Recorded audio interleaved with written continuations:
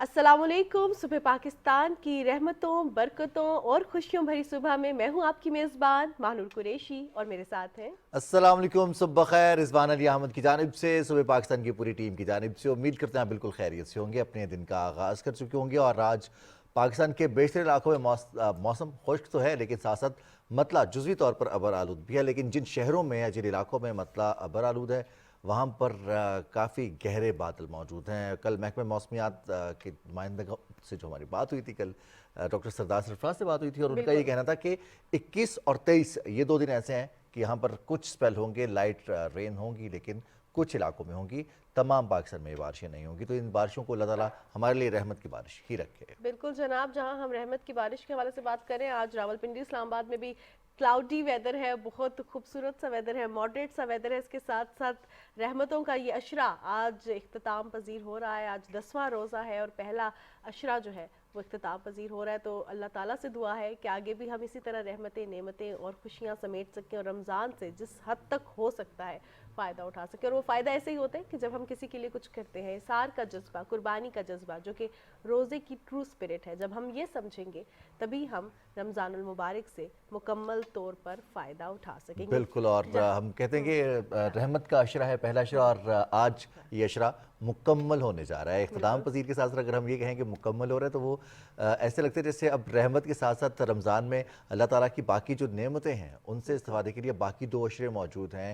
एक मग़फ़िरत का अशरा है और फिर दूसरा ही जो आखिरी अशरा होगा जहन्नुम से निजात का अशरा। तो अल्लाह ताला हमें तौफीक दे कि हम इस रमज़ान को ट्रू स्पिरिट में कर सकें और इस्तेफादा कर सकें और दूसरों के काम आ सके। जैसे महानूर ने कहा, ख़ास तौर पर हम बर्दाश्त कर सकें एक दूसरे को, वो दरगुजर कर सकें, बिल्कुल अल्लाह की खातिर किसी को माफ़ कर सकें। बिल्कुल। जहां हम सेलिब्रेट करने के हवाले से बात कर रहे हैं रिजवान, वहां पे हमारे पास सेलिब्रेट करने की बहुत सी ऐसी चीज़ें हैं जिनको हम बड़ा प्राउडली शेयर करते हैं अपने सर्कल में भी और टेलीविजन स्क्रीन पर भी। और आज भी हम ऐसी एक खबर आपके साथ शेयर कर रहे हैं। पाकिस्तान की सिक्योरिटी फोर्सेस ने हमेशा की तरह अपने अवाम को सिक्योर किया है, सरहदों की हिफाजत की है और उसके साथ साथ विद इन स्टेट भी हिफाजत की है नॉन स्टेट एक्टर से। और हम बात करें गवादर पोर्ट कम्प्लेक्स अथॉरिटी की, जहां पे आज हमला नाकाम बनाया गया सिक्योरिटी फोर्सेस की जानिब से, और जो उस हमले में मुलविस दहशतगर्द थे, तमाम दहशतगर्दों को भी हलाक कर दिया गया है। BLA के कारिंदों ने हमला करने की कोशिश की, 8 दहशतगर्दों ने हमला किया और सिक्योरिटी फोर्सेस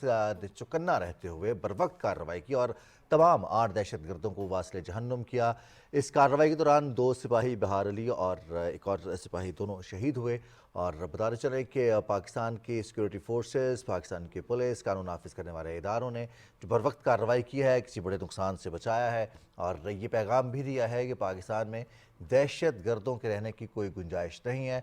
वो तमाम जो कारिंदे हैं जो नुकसान पहुँचाना चाहते हैं, हमला करना चाहते हैं, उनको जहन्नुम वासिल किया।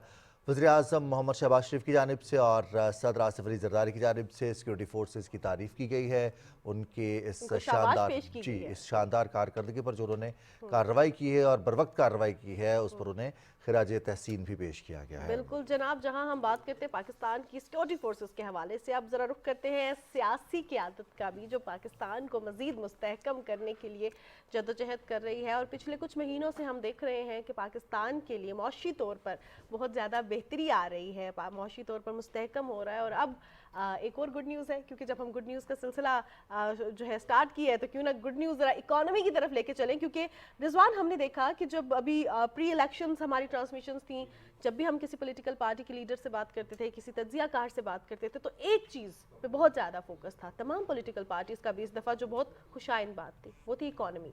इकोनॉमी पे तमाम पॉलिटिकल पार्टीज़ का फोकस था कि हमने किस तरह मुल्क को लेकर चलना है। इकोनॉमिकली मुल्क स्ट्रॉन्ग होगा तो सोशली स्ट्रॉन्ग होगा, फॉरेन रिलेशन स्ट्रॉन्ग होंगे। तो अभी भी एक गुड न्यूज़ ये है कि पाकिस्तान और IMF के दरमियान मालियाती जायज़ा की तकमील के लिए मुज़ाकरात कामयाबी के बाद स्टाफ सतह पर जो है वो मुआहिदा मुकम्मल हो गया है। और एग्जीक्यूटिव बोर्ड की मंजूरी के बाद पाकिस्तान को $1.1 अरब की हतमी किस्त जारी होगी। और ये स्टैंड बाय अरेंजमेंट था जिसमें 3 एक साथ अदा करने थी आईएमएफ ने पाकिस्तान को, और पाकिस्तान के साथ जो एक साथ की अदायगी के साथ साथ मशरूत किया गया था इस कर्ज फराहमी के प्रोग्राम को कि पाकिस्तान को पॉलिसी इकदाम करना होंगे, पाकिस्तान को माशी मैदान में कुछ इकदाम करना होंगे, टैक्स रेट में इजाफा करना होगा, इसके साथ साथ पूरी दुनिया के कन्वेंशंस के मुताबिक पाकिस्तान को अपने इकॉनमी और दीगर जो मामलात हैं उनको बेहतर करने के लिए कहा गया था। और पाकिस्तान ने अल्हम्दुलिल्लाह वो तमाम इकदाम किए हैं, पाकिस्तान की अपनी बेहतरी के लिए इकदाम किए हैं।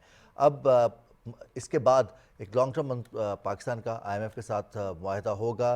तो हम इस वक्त जो पाकिस्तान ने इकदाम किए हैं, जो पाकिस्तान को इससे फ़ायदा हुआ है, और फिर आईएमएफ के साथ हमारा मुआहदा, और तीसरा जो किस्त है उसके इजरा से पहले अगर देखते हैं हम कि पाकिस्तान के बॉन्ड्स को दुनिया भर में पजीराई हासिल हो रही है, पाकिस्तान के जो इसके पाकिस्तान के फैसले हैं उनको सराहा जा रहा है। तो कौन कौन से इकदाम हैं जो कि पाकिस्तान ने किए हैं। अब पाकिस्तान के आईएमएफ के साथ इस मुआहदे के बाद हमें लगेगा कि पाकिस्तान के हम देख रहे हैं कि रुपया मुस्तहकम हो रहा है को रिजवान, हम रुपया मुस्तहकम हो रहा है, फिर डॉलर का रेट हम देख रहे हैं कि वो स्टेबलाइज हो रहा है। अवाम जो है वो अब हम ये भी देख रहे हैं कि जिस तरह हमने अपने देखा कि किस तरह इन्वेस्टमेंट पाकिस्तान में आ रही है, इन्वेस्टर्स का जो रुझान है पाकिस्तान की मार्केट में वो बढ़ रहा है, वो ट्रस्ट बढ़ रहा है, और यही स्टेप बाय स्टेप जो है तरक्की की राह पर हम गामजन है। इकोनॉमिकली स्टेबल होना आलमी इदारे पाकिस्तान की माशी पॉलिसीज़ को सराह रहे हैं, और जो पाकिस्तान की इस वक्त रेटिंग्स है उनमें बेहतरी भी आ रही है। अब इस पर बात करेंगे पाकिस्तान ने कौन कौन से इकदाम किए हैं और कौन कौन से इकदाम किए गए हैं। इस हवाले से हम एक्सपर्ट से भी पूछेंगे एक्सपर्ट की क्या राय है, हमारे लिए कितना सूदमंद है आईएमएफ का ये प्रोग्राम। और उसके बाद बहुत सारी चहमगोइयाँ की जाती हैं कि शायद बहुत ज़रा सख्त शराइत होंगी जो कि पाकिस्तान की हुकूमत को तस्लीम करना होंगी, पाकिस्तान के अवाम को तस्लीम करना होंगी। बहुत सारे ऐसे लोग जिन पर नए टैक्सेस लगेंगे, जो ऑलरेडी टैक्स पे कर रहे हैं उनके ऊपर मज़ीद टैक्स लगेंगे। ये तमाम तर सूरत हाल क्या होगी, इसमें पाकिस्तान में मौजूद लोगों को कितना टैक्स पे करना है, टैक्स नेट में इजाफा कितना ज़रूरी है, हमारी जिम्मेदारियाँ क्या बनती हैं, इस पूरी सूरत हाल पर हम गुफ्तगू करेंगे अपने टैक्स एक्सपर्ट्स के साथ। जी जनाब, हमारे दरमियान हमारे टैक्स एक्सपर्ट भी मौजूद हैं, मियां मोहम्मद रमज़ान साहब, जो हमारे दरमियान होते हैं हमेशा जो है हमें बड़ी इन्फॉर्मेशन प्रोवाइड कर रहे होते हैं रीसेंट पॉलिसीज़ के हवाले से। अस्सलाम वालेकुम रमज़ान साहब, कैसे हैं आप? ठीक है। अब ये जो इतना बड़ा इकदाम हुआ है जिसको हम सब सेलिब्रेट कर रहे हैं, ये पाकिस्तान की मईशत के लिए कितना अहम साबित होगा? आप पिछली निगरान गवर्नमेंट से अगर इसको कंटिन्यू करें तो तब से एक मुआशी पॉलिसी में जो है एक तसलसल है, जिसमें कंटिन्यूटी है और कंसिस्टेंसी है। तो आप ये समझ लें कि जो स्टेबिलिटी, पॉलिटिकल स्टेबिलिटी है, ये बड़ा रोल अदा करती है। तो फॉर द लास्ट 1.5 और 2 ईयर्स सही, हम इन तमाम चीज़ों के हवाले से आपसे ज़रा डिटेल में जानेंगे। एक छोटी सी ब्रेक के बाद वापस आते हैं और जानते हैं कि कितना खुशाइंद है पाकिस्तान की मईशत के लिए, हम सब के लिए टैक्स देना भी कितना ज़रूरी है और ये हमें कितना मुस्तहकम करेगा। एक ब्रेक के बाद वापस आते हैं।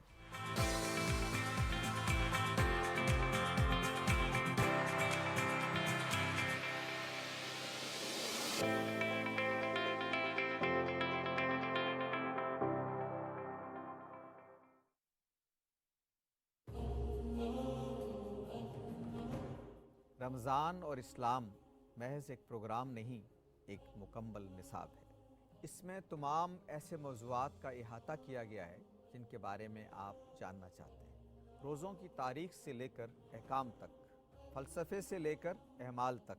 देखिए रमज़ानुल मुबारक की खुसूसी नशरियात में सिर्फ PTV होम पर।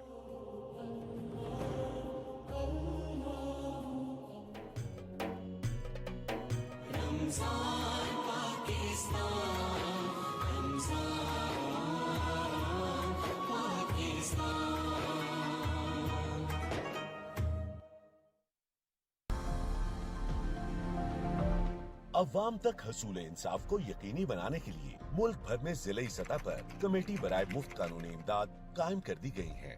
अपने फौजदारी, दीवानी या आइली मुकदमात में मुफ्त कानूनी इमदाद के लिए डिस्ट्रिक्ट एंड सेशन जज सरबराह जिले कमेटी बराए कानूनी इमदाद से राब्ता करें। जरूरतमंद साइलिन को वकील की फीस, तलबी नोटिस और कोर्ट फीस जैसे अखराजात से बिला तफरीक निजात हासिल होगी। खवातीन और बुजुर्ग शहरियों को तरजीही बुनियाद पर मुफ्त कानूनी मदद फराहम की जाएगी। हसूले इंसाफ की फराहमी सब के लिए यकीनी। कानून और इंसाफ कमीशन, पाकिस्तान।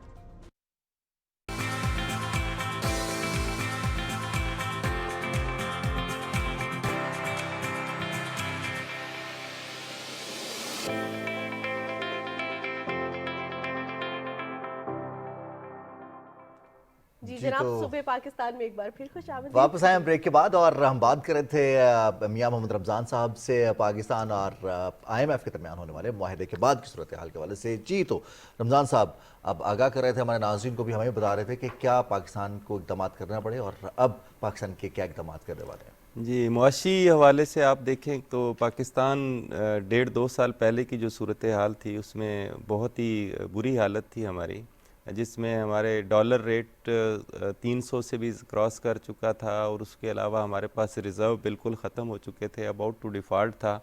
फिर IMF के साथ दोबारा कांटेक्ट किया गया और जिसमें जो 3 किस्तें जो पहले मिल चुकी हैं उसके हवाले से अभी एक चौथी किस्त जो अभी मिल रही है 1.1 बिलियन डॉलर, तो उसमें जो इक़दामात थे आल्दो के शराइत तो डेफिनेटली सख्त थी, पाकिस्तान की इकॉनमी बहुत स्लो डाउन थी और हमारी जो रिकवरी है इंटरनल वो भी बहुत स्लो थी। टैक्सेस ले लें उसमें और उसके अलावा सब्सिडीज़ जो गैस और बिजली के टैरिफ्स में थी, तो IMF की जो शराइत थी उसमें ये था कि आप अपनी जो सब्सिडीज़ हैं उसको ख़त्म करें, तो गवर्नमेंट के लिए एक मुश्किल इक़दाम था और उसमें पेट्रोल भी शामिल है। आपको शायद अंदाज़ा है कि प्रीवियस गवर्नमेंट में लास्ट में जो पेट्रोल प्राइसेस थी वो भी कम की गई थी, जो इंटरनेशनल प्राइसेस है उसमें भी गवर्नमेंट सब्सिडी दे रही थी।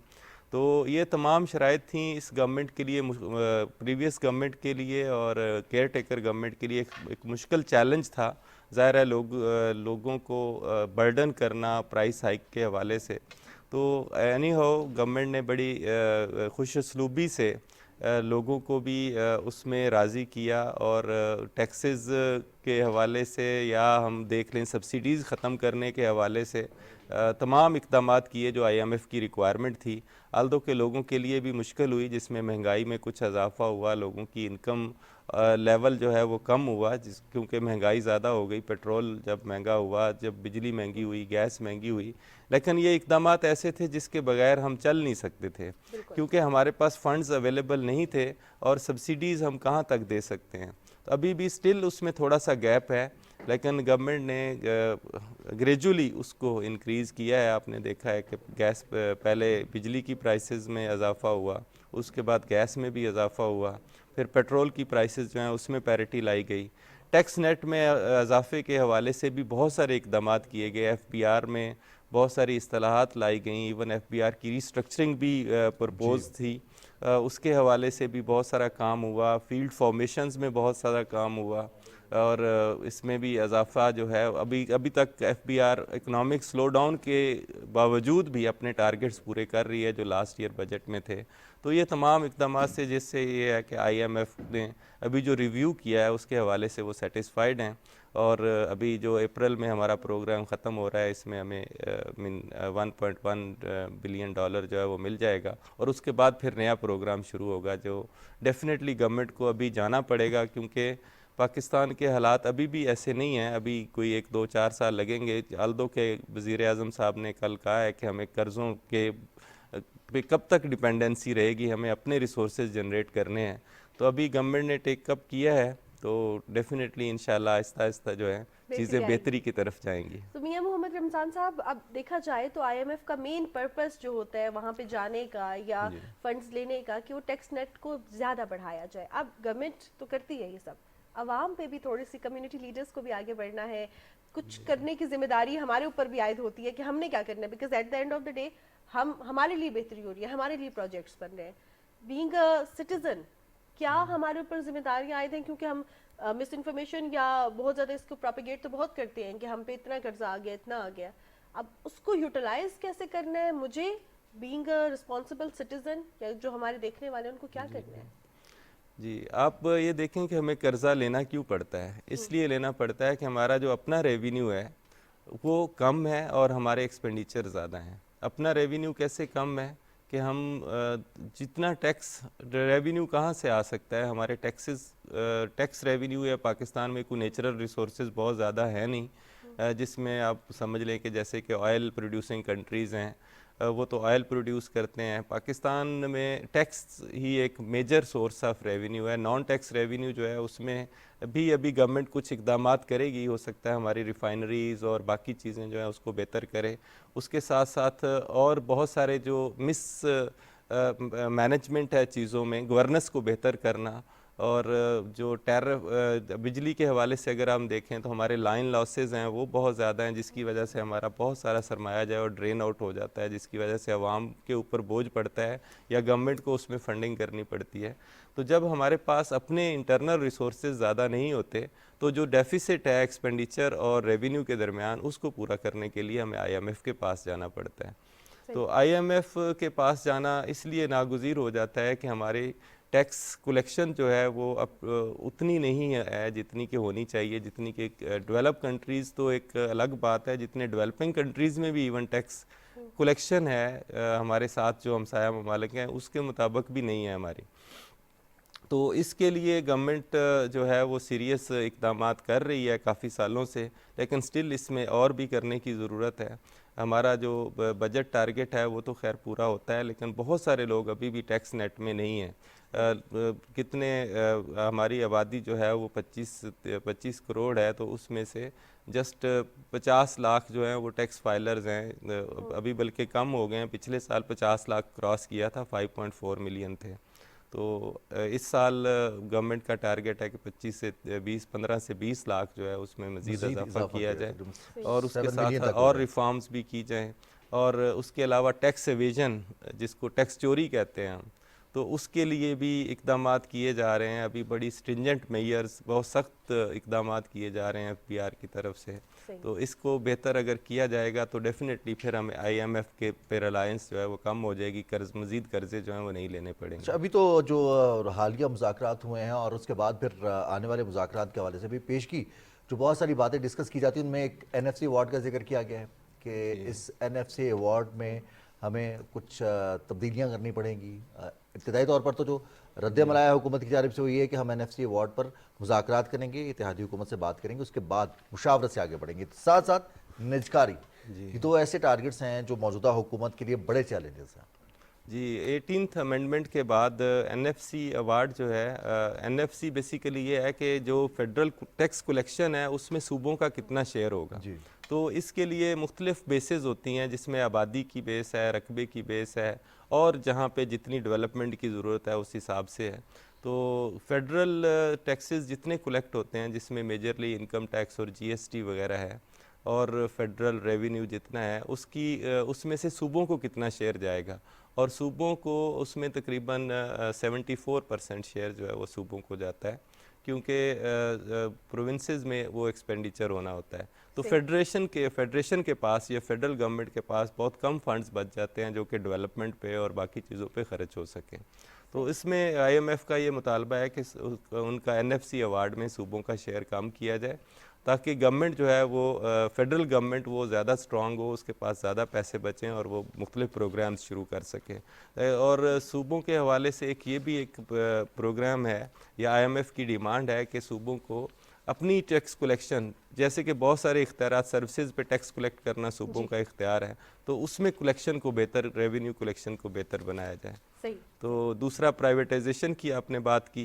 प्राइवेटाइजेशन में तो ये तो खैर हमारे कुछ स्टेट ओन्ड एंटिटीज़ जो हैं उसमें गवर्नेंस का इशू रहा है, जिसकी वजह से उनकी परफॉर्मेंस बेहतर नहीं रही। बहुत अरसे से ये चल रहा है, गवर्नमेंट को उनको फीड करना पड़ता है, जो कि एक इजाफी बोझ आ जाता है। तो इस हवाले से भी IMF का कहना है कि इसको IMF के अलावा भी इकोनॉमिस्ट भी यही कहते हैं कि गवर्नमेंट का काम नहीं है उनको हमेशा हम बजट फीड करें, वो अपना या तो सेल्फ सस्टेन्ड हो जाएं या सेल्फ सस्टेन्ड हो जाएं, या फिर ये है कि उनको प्राइवेटाइज कर दें, और ताकि गवर्नमेंट की मुल्क की मईशत के लिए खुशाइंद है। बहुत शुक्रिया मियां मोहम्मद रमज़ान साहब, आपके कीमती वक्त का। टैक्स एक्सपर्ट हमारे दरमियान मौजूद थे और ये जो IMF के साथ मुआहदा तय पाया है इस हवाले से हम बात कर रहे थे।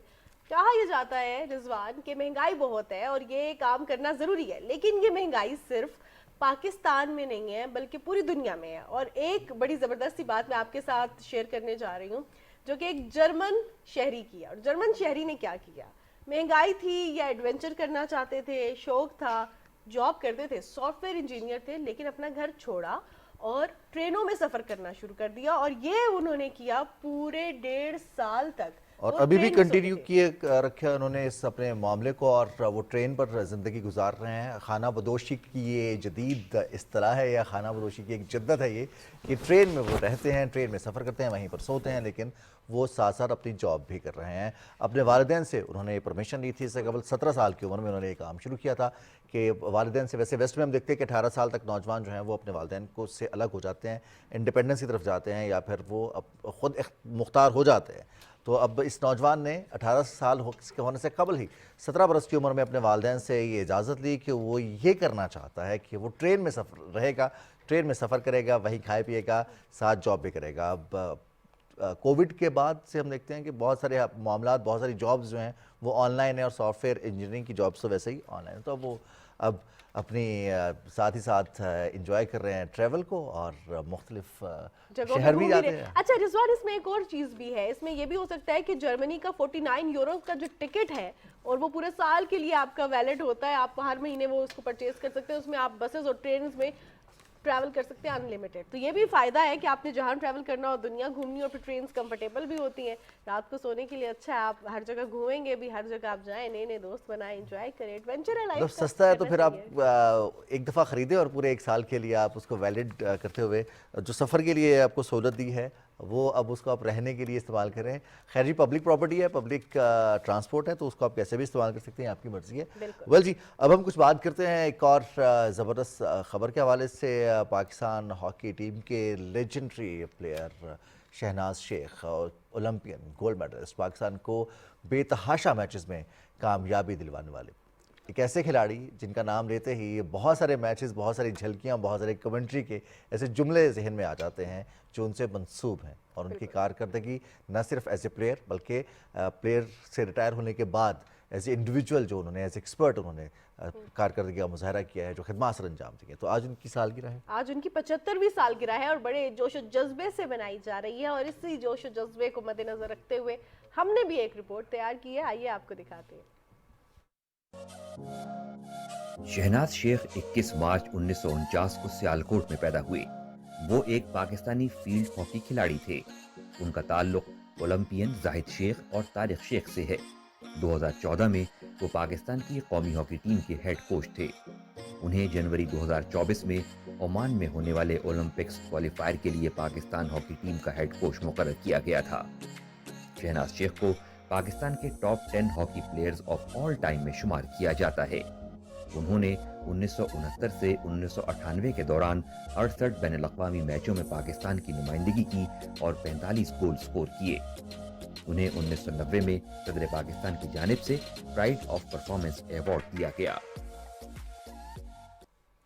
لیجنڈری پلیئر کے حوالے سے آپ یہ رپورٹ تو دیکھ رہے تھے، اب آج کے ذرا دن کے حوالے سے بات کرتے ہیں۔ رضوان، 21 مارچ ہے، اور 21 مارچ کا جو خاص بات یہ ہے کہ آج کا دن جو ہے وہ انوائرمنٹ کے حوالے سے منایا جا رہا ہے۔ انوائرمنٹ کے حوالے سے بات کریں تو فارسٹ بہت زیادہ اہمیت کے حامل ہیں۔ آج فارسٹس کا عالمی دن منایا جا رہا ہے، یعنی کہ جنگلات کا عالمی دن منایا جا رہا ہے، انٹرنیشنل ڈے آف فارسٹ۔ اور پوری دنیا میں یہ جو ہم باقی اصولوں کی بات کرتے ہیں، جو کیلکولیشنز ہیں ان کا ذکر کیا جاتا ہے، تو کسی بھی ملک کی معاشی ترقی کے لیے، اس کی اقتصادی ترقی کے لیے کہا جاتا ہے کہ وہاں پر 25% جنگلوں کا ہونا لازم ہے، جو شرائط رکھی جاتی ہیں۔ اب اسی پر بات کریں گے، ہمارے ساتھ ہمارے گیسٹ بھی موجود ہیں جو کہ اس پوری معاملات پر، خاص طور پر جنگلوں کے تحفظ کے حوالے سے کچھ جدت بھی آ رہی ہے کہ درختوں کو آگ لگ جاتی ہے، درخت کاٹ لیے جاتے ہیں، ان کو پروان نہیں چڑھایا جاتا، اور اگر شجرکاری کی جاتی ہے تو پھر درخت خود بخود پروان نہیں چڑھتے، ان کا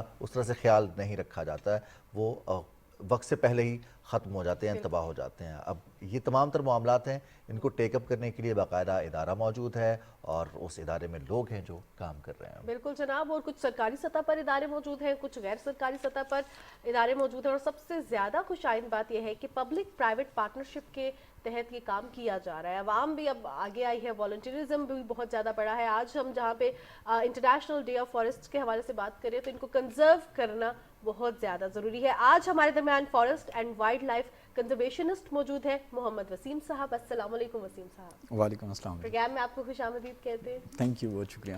بیسیکلی اب اگر ہم فارسٹس کے حوالے سے بات کریں اور کنزرویشن کے حوالے سے بات کریں، کتنا ضروری ہے جنگلات کا تحفظ کرنا اور کیسے کر سکتے ہیں؟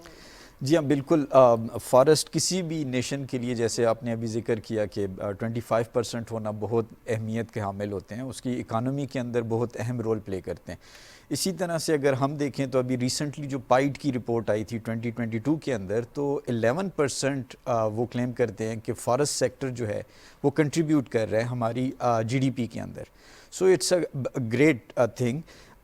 دوسری طرف آسان لفظوں میں یہ بتاؤں کہ ہمارے فوڈ سے، کپڑے سے، میڈیسن سے لے کر ہر چیز ہماری انسان کی جو ضرورت کی ہے وہ فارسٹ سے آ رہی ہے. اور ہم دیکھتے ہیں کہ ایکو سسٹم سروسز جو پرووائڈ کی جا رہی ہیں اس ٹائم پہ فارسٹ ریسورسز کی وجہ سے، وہ زیادہ اہمیت کے حامل ہیں. اسی طرح سے جو کلائمیٹ چینج کے جو امپیکٹس ہم دیکھ رہے ہیں، جن کنٹریز کے اندر جو فارسٹ ویجیٹیشن کا کور اچھا ہمیں مل رہا ہے، ان کنٹریز کے اندر وہاں پہ امپیکٹ بڑے لیس ہیں. اور یہی وجہ ہے کہ ہمارے ہاں جو ڈیفارسٹیشن اور باقی جو چیزیں پچھلی دہائیوں میں رہیں، اس کے امپیکٹس اب ہم آنے والے ٹائم کے اندر دیکھ رہے ہیں کہ وہ زیادہ سے زیادہ ہمارے کنٹری کو بھی ولنریبل ہو رہے ہیں. بالکل صحیح. اب دنیا میں تھوڑا سا کانسیپٹ اس حوالے سے بھی چینج ہو رہا ہے کہ ایک اب جو جنگلی درخت ہیں، صرف سایہ دار درخت یا کانٹے دار درخت ہیں جن کے پتے موجود ہیں، پھلدار درخت، ان کی فارسٹیشن اور ان کو فروغ دینا، بڑے بڑے باغات لگانا، اس پر زیادہ توجہ دی جا رہی ہے. ہمارے ہاں اس طرح کی زمین موجود ہے، ریسورسز موجود ہیں کہ ہم بھی انہی پیرامیٹرز پر کام کر سکیں؟ جی ہاں بالکل.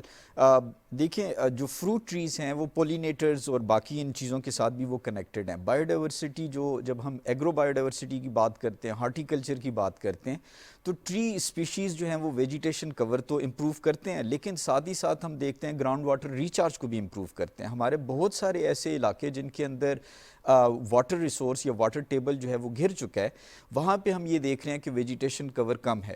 تو اگر ہم فروٹ پلانٹس کی طرف بھی جائیں تو اس سے بھی ہمارے جو گراؤنڈ واٹر ٹیبل ہے اس میں بھی امپرومنٹ ہوگی. زبردست. صحیح ہو گیا. اچھا بیسکلی جہاں پہ ہم فارسٹس کے حوالے سے بات کرتے ہیں، اب یہاں پہ کتنا ضروری ہے آرٹیفیشل فارسٹیشن کی جانب بڑھنا، اور کیا یہ انوائرمنٹ فرینڈلی ہوتا ہے؟ جس طرح ہم دیکھتے ہیں کہ بہت سی چیزیں ہیں اس کے سائیڈ افیکٹس ہوتے ہیں اگر وہ آرٹیفیشل ہو، نیچرل نہ ہو.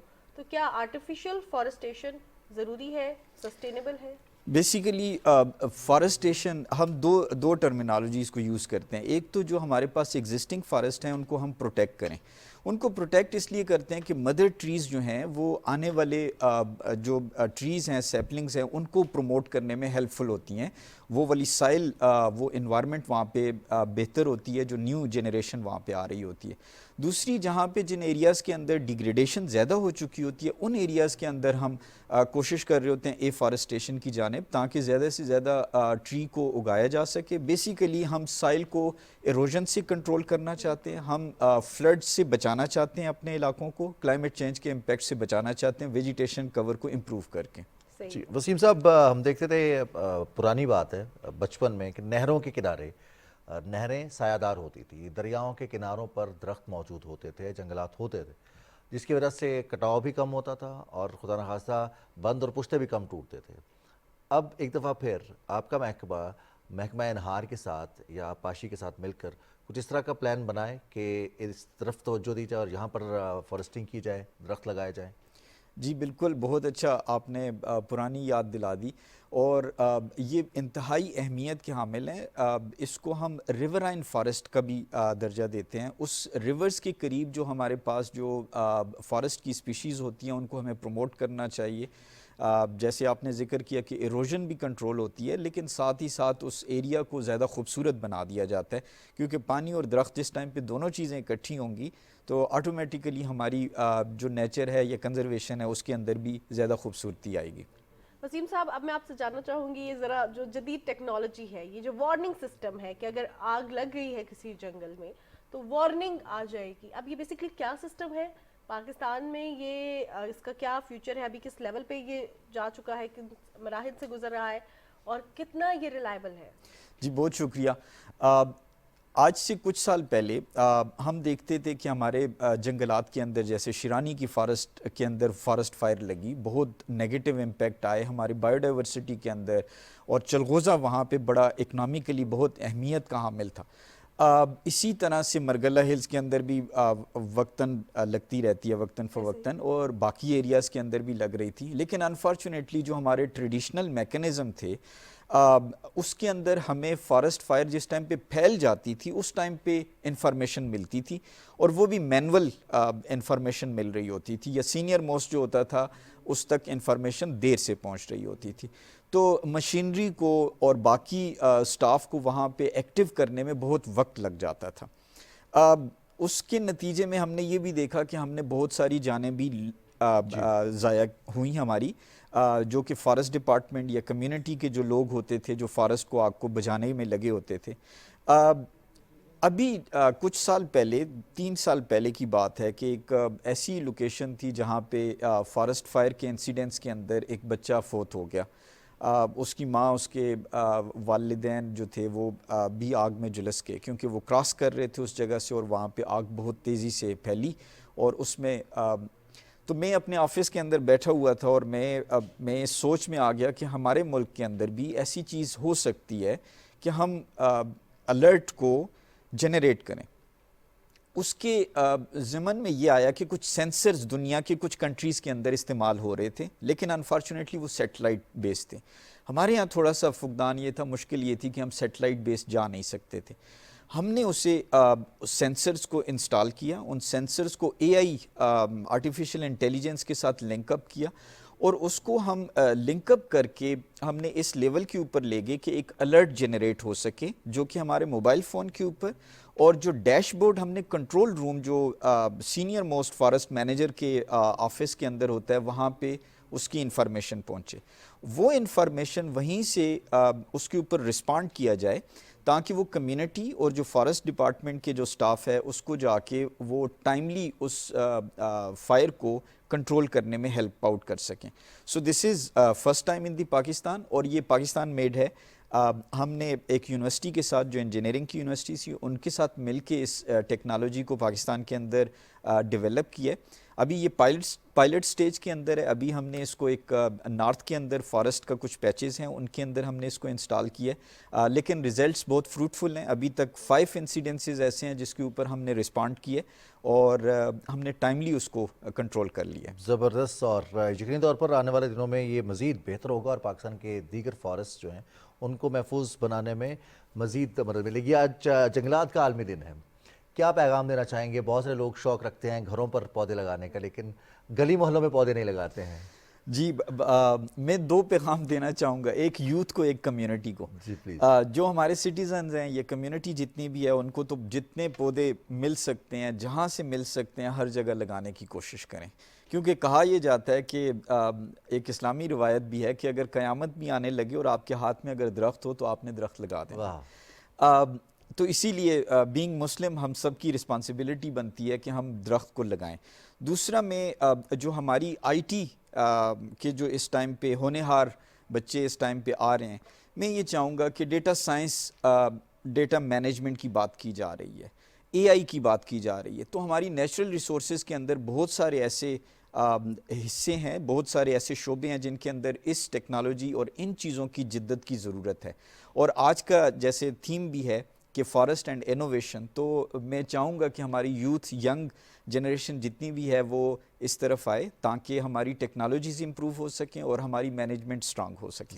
بہت زبردست بات کی آپ نے محمد وسیم صاحب، اور جس طرح آپ نے یہ ابتدائی یہ وارننگ سسٹم ہے اس حوالے سے بھی بات کی کہ یہ بھی اسٹوڈنٹس کے ساتھ، ایک یونیورسٹی کے ساتھ مل کے آپ نے کیا ہے. تو ہم امید کرتے ہیں کہ ہمارے اسٹوڈنٹس جو ہے وہ انوویشن کی جانب آئیں گے اور فارسٹ کے جو سیکٹر ہے اس پہ کام کریں گے، اس پہ ریسرچ کریں گے، اور AI سے جتنا ہم استفادہ کر سکتے ہیں وہ کریں گے. بہت شکریہ آپ کے قیمتی وقت کا. ہمارے درمیان محمد وسیم صاحب موجود تھے جو کہ وائلڈ لائف اینڈ فارسٹ کنزرویشنسٹ ہیں. کس طرح ہم اپنے جنگلات کا تحفظ کر سکتے ہیں اس حوالے سے بات کی. لیکن رضوان، انہوں نے ایک اور بھی بڑی زبردست بات کی ہے کہ جہاں سے آپ کو پودا ملتا ہے، جہاں پہ آپ لگا سکتے ہیں، لگائے. کچھ پودے آپ کو بہت فائدہ دیتے ہیں. ابھی رمضان المبارک जो है हम देख रहे हैं कि इसमें हमारी जो डिशेस होती हैं, हमारा कुजीन बड़ा चेंज हो जाता है। तो जो छोटे छोटे पौधे होते हैं आपके किचन गार्डन में, चाहे वो धनिया, पुदीना है, लेमन है, वो बड़ा आपको फ़ायदा भी देता है, इकोनॉमिकली भी आपके लिए तो बड़ा घर में अच्छा उगाएं, घर में खाएं और अखराजात भी कम करें और उनको कंट्रोल भी करें। बहरहाल जी, हमें ब्रेक की तरफ बढ़ना है। ब्रेक के बाद वापस आएंगे तो हम मजीद मौज़ूआत पर बात भी करेंगे, आज के दिन के हवाले से भी और मौजूदा सूरत हाल के हवाले से भी। न्यूज़ ब्रेक के बाद वापस आएंगे, साथ रहिएगा।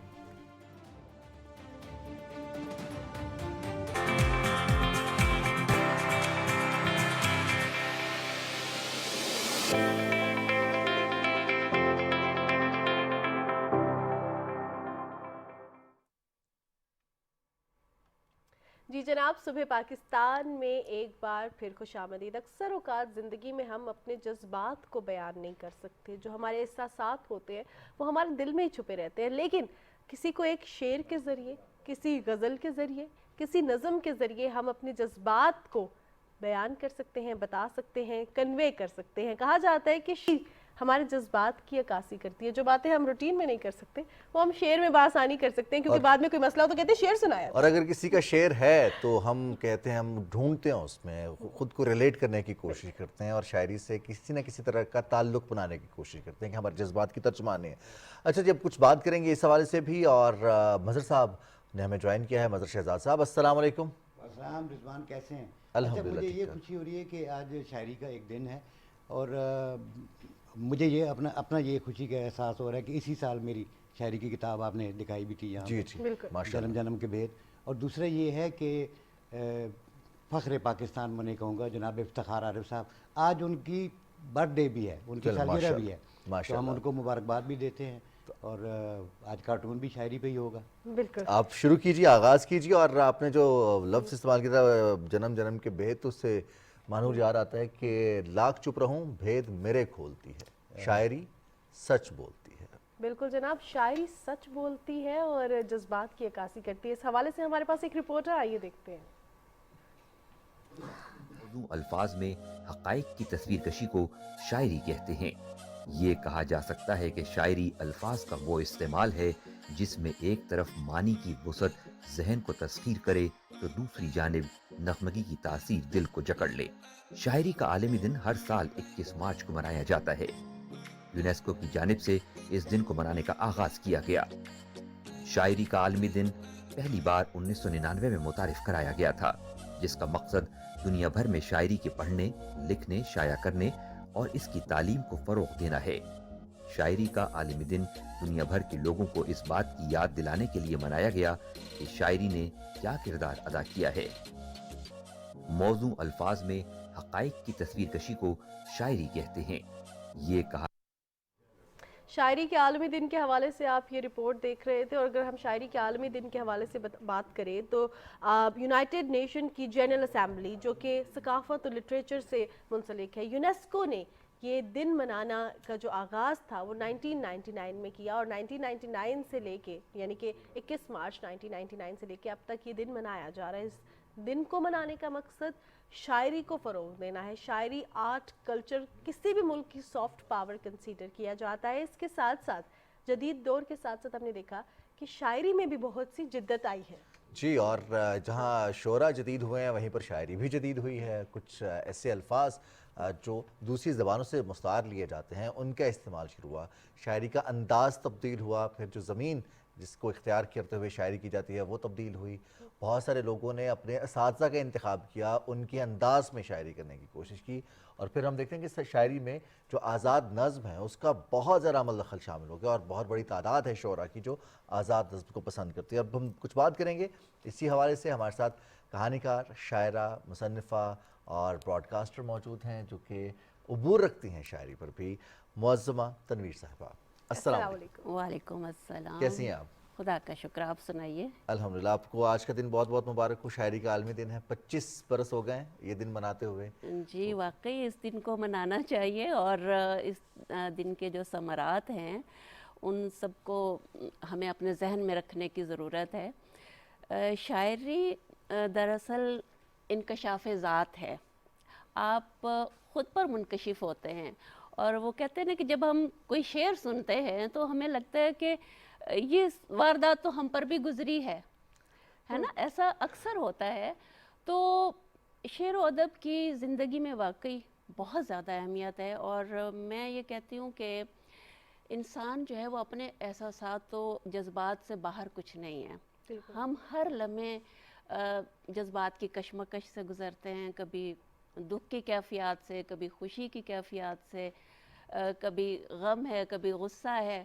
تو یہ سارا جو بیان ہے وہ ہمیں شاعری میں ملتا ہے, اور وہ بھی اس صورت میں کہ جیسے دریا کو کوزے میں بند کر دیا جائے. بالکل, جس طرح موسمہ آپ نے کہا کہ یہ واردات تو ہم پہ بھی گزری ہے, کبھی ہم خود بھی واردات ڈالتے ہیں زندگی میں, اور شعر ہمیں لگتا ہے کہ یہ ہماری ہی لائف پہ لکھا گیا ہے.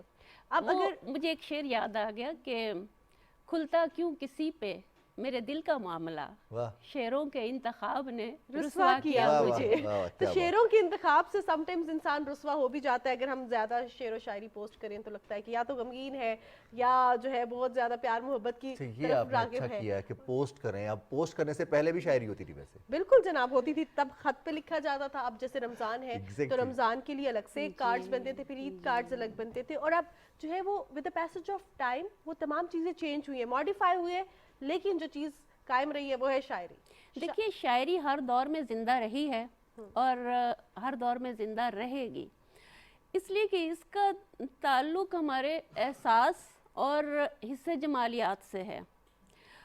ہر انسان جو ہے وہ اپنا, جسے انگریزی میں کہتے ہیں کتھارسس چاہتا ہے, یا اردو میں جسے کہیں گے کہ پھپھولے پھوڑنا یا اپنے دل کی بات کہنا یا سننا سب کو اچھا لگتا ہے. انسان کوئی مشین نہیں ہے کہ وہ بس روبوٹ کی طرح کام میں لگا رہے. اس کو ذہن عطا کیا گیا ہے جو ہر لمحہ سوچ رہا ہے. تو ذہن کی خوراک کیا ہے؟ سوچ ہے. اور شاعری جو ہے وہ آپ کو ایسے انداز عطا کرتی ہے, ایسے زندگی کے در آپ کے سامنے کھولتی ہے کہ آپ ترقی کی طرف گامزن ہوتے ہیں. شعر میں کہی گئی باتیں بعض اوقات الہام کا درجہ رکھتی ہیں. یہ حقیقت ہے. جیسے ریولوشنری شاعر بھی گزرے جنہوں نے لوگوں کو, جو ان کے جذبات, چاہے تحریک آزادی ہو, چاہے کوئی بھی پولیٹیکل سچویشن ہو, اجاگر کیے ہیں. اب یہاں پہ میں آپ سے ایک سوال پوچھنا چاہوں گی, پھر ہم, کیونکہ رضوان کے مائنڈ میں بھی بہت سے سوالات ہوں گے, ہمارے انٹرسٹ کا بیسکلی یہ بہت زبردست ٹاپک ہے. تو موزمہ صاحبہ میں آپ سے یہ جاننا چاہوں گی, وقت کے ساتھ ساتھ شاعری میں انداز بیان بھی بدلا. پہلے بہت اوپنلی اپنے جذبات کا اظہار نہیں کیا جاتا تھا, بہت مائلڈ وے تھا دکھ کو بیان کرنے کا, بہت مائلڈ وے تھا رومانس کو بیان کرنے کا, بہت مائلڈ وے تھا محبت کو اور نفرت کو بیان کرنے کا بھی. ایون جو بدلہ لینا ہوتا تھا اس کو بھی بڑے مائلڈلی ہم بیان کرتے تھے. With the passage of time یہ بہت ڈائریکٹ جو ہے ہم نے دیکھا کہ بیان ہونا شروع ہو گئی, ڈائریکٹ اپروچ ہو گئی, بہت وائلڈ اور بہت اوپن اپروچ ہو گئی. بالکل. اس کو کیسے دیکھتے ہیں آپ؟ اس سے میں کہوں گی کہ یہ جدیدیت کے اثرات ہیں اور یہ ناگزیر ہیں اور یہ خوش آئند ہیں. اچھا. میں جدیدیت کو ہرگز منفی معنی نہیں پہناتی. جدیدیت کا مطلب یہ ہے کہ نیا تصور, نیا خیال, ماضی قریب میں وقوع پذیر ہونے والی کوئی صورتحال اور نئی فکر جو آپ کی زندگی کو نئے خطوط پر استوار کرے. اگر آپ اس کو مثبت انداز میں لیں تو شاعری میں بھی اب یہ ساری تبدیلیاں آ رہی ہیں اور ہم دیکھ رہے ہیں, اور یہ خوشی کی بات ہے. بالکل صحیح. تو آج کے دن کے موقع پر ہمارے ناظرین کے لیے کچھ شاعری جو آپ کی تخلیق کرتا ہو, آپ کی شاعری ہو.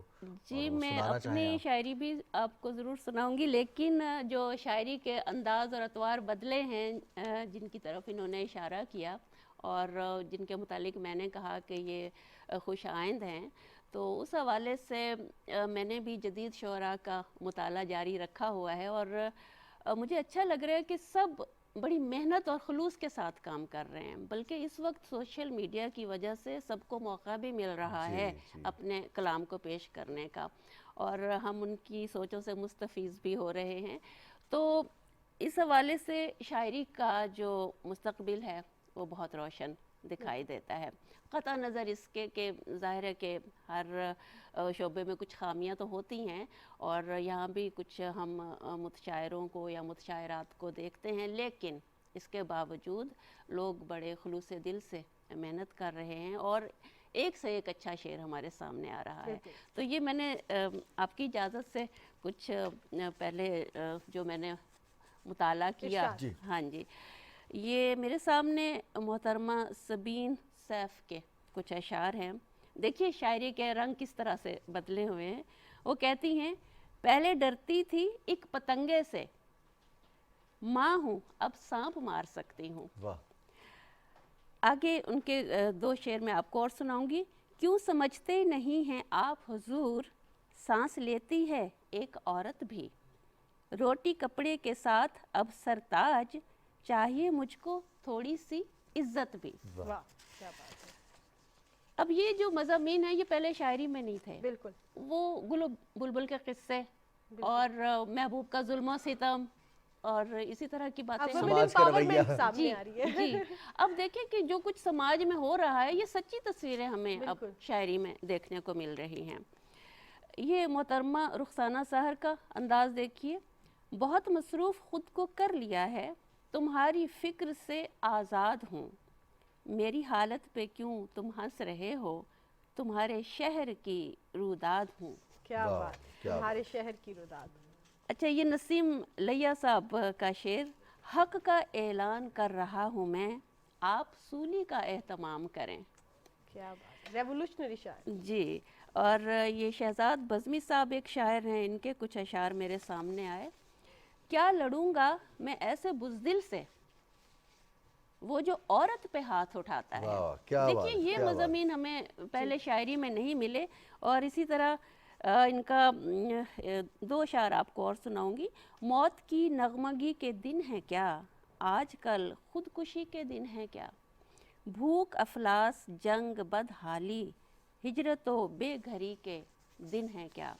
क्या बात है, बहुत शुक्रिया, बहुत शुक्रिया। इतने ज़्यादा नाम हैं, शायरी में शायद वक्त कम है तो बहरहाल मैं थोड़े से आपको हवाला देना चाहूँगी कि एक शहजाद नैयर साहब बहुत अच्छा काम कर रहे हैं, तफसीर अब्बास बाबर साहब हैं, जनाब इफ्तिखार शाहिद, इरशाद संधू साहब, खिज़र हयात खिज़र साहब, महमूद अल हसन गिलानी साहब, इतने ज़्यादा शोरा हैं कि और शायरात हैं। और जब हम उनका नाम लेना हाँ जी, तवील फहरिस्त तो शायद दिन और महीने भी कम पड़ और ये जो हमारे ज़रख़ेज़ ज़मीन है, इस हवाले से इस पर हमें फ़ख्र भी है, खुशी भी है कि हमारा उर्दू अदब हो, शायरी हो, नसर हो, ये महफूज हाथों में। बहुत शुक्रिया मुअज़्ज़मा तनवीर साहब, आप स्टूडियोज़ में तशरीफ़ लाएँ और शायरी के आलमी दिन के हवाले से आप गुफ्तगू भी फरमा रही थी और साथ साथ आपने कुछ जो शेर हैं, कुछ शोरा का कलाम है, वो भी हमारे नाज़रीन के सामने रखा, किस तरह का किया जा रहा है काम। और मैं और कहना चाहूँगी कि इस वक्त जदीद शायरी में एक रुझान की मुझे शदीद कमी महसूस हो रही है,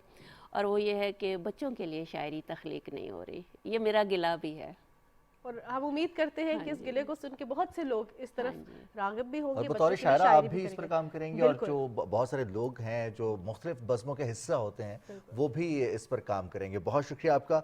और मज़हर शहजाद साहब अपना काम जारी रखे हुए हैं, लगता है आज वो शायरी के आलमी दिन के मौके पर शायराना किस्म का स्केच, शायराना किस्म का कार्टून जो है वो और मज़हर शहजाद साहब ने अपना कार्टून बना लिया। अब रुक करते हैं मज़हर शहजाद साहब, बराह रास्त कमेंट्री करेंगे हम आपके काम पे। बात हो रही है तो बहुत सारे हमारे शोरा, अब तो खैर काफ़ी वेल ऑफ लोग हैं, लेकिन पुराने ज़माने में भी शोरा की बीवियों को गिला ही रहता था। शायर का पुराना दुख कि मुशायरे में गए पैसे नहीं मिले तो वो परेशान खड़ी है बेचारी गुस्से में कि घर का चूल्हा नहीं जलता। किसी शायर ने कहा था ना कि मैं गज़लों से आग लगा सकता हूँ, वो ने कहा चूल्हा ही जला दे घर का, तो बड़ी मेहरबानी तेरी। तो बहरहाल आज का आर्टिस्ट के हवाले से ये भी कहा जाता है कि वो शायद पैसा और इन चीज़ों से ज़रा अलग हट के काम करता है और वो इन चीज़ों को शायद कंसीडर नहीं करता, लेकिन with the passage of time इसमें भी जिद्दत है। वो कहा जाता है ना कि उसने कहा क्या करते हो, कहता है मैं टीवी आर्टिस्ट हूँ, कहते हैं वो तो हो नौकरी क्या, इसके अलावा क्या करते काम हो? करते हो। बहुत शुक्रिया मज़हर शहजाद साहब। और हम दुआ करते हैं कि शायरों को शायरी का जो शायरी का फ़न है उसके मुताबिक उनको मुआवजा नहीं, उनके फ़न की कदर के लिए सर यूरोप में मिलता है उनको नजराना है, वो करोड़पति हो जाते हैं। बहुत शुक्रिया मज़हर शहजाद साहब। और अब हम नाज़रीन आपकी मुलाकात करवाएंगे एक ऐसी शख्सियत से, एक ऐसी नौजवान वकील से जिसने ज़िंदगी में पेश आने वाले हादसे को अपने हाथों से शिकस्त दी है और अपनी हिम्मत को बढ़ाया है, और वो अपनी हिम्मत के अलावा बहुत सारे दूसरे लोगों की हिम्मत का बायस बन रही है। बिल्कुल जनाब, हम बात कर रहे हैं सना खुर्शीद की, जो कि एक हादसे में उन्होंने अपनी टांगे से माजूर होगी और उसके बाद उनको व्हील चेयर का सहारा लेना पड़ा। लेकिन सना की सबसे अच्छी बात यह है कि अगर आप उनके सोशल मीडिया को फॉलो करें या उनकी एक्टिविटीज़ को फॉलो करें तो वो बहुत जगह पे आवाज़ उठाती हैं, उन रेस्टोरेंट्स में, उन बिल्डिंग्स में जहाँ पे रैंप की सहूलत मौजूद नहीं होती, जहाँ पे व्हील चेयर अंदर नहीं जा सकती। वो वुमेन एम्पावरमेंट की एक जीती जागती मिसाल है। सना खुर्शीद के हवाले से अगर बात की जाए तो वो सोशल मीडिया एक्टिविस्ट भी हैं, वकील भी हैं, और जिस तरह वो अपनी ज़िंदगी को बावकार तरीके से और ग्रेसफुल तरीके से लेकर चल रही हैं, उस हवाले से अगर हम बात करें तो हमारे लिए वो रोल मॉडल हैं। आज हमारे दरमियान सना खुर्शीद मौजूद हैं। सबसे पहले तो सना, आपको प्रोग्राम में वेलकम कहते हैं। आप हम तमाम ख़वातीन के लिए इंस्पिरेशन हैं। बहुत शुक्रिया कि आज आपने हमारे लिए वक्त निकाला।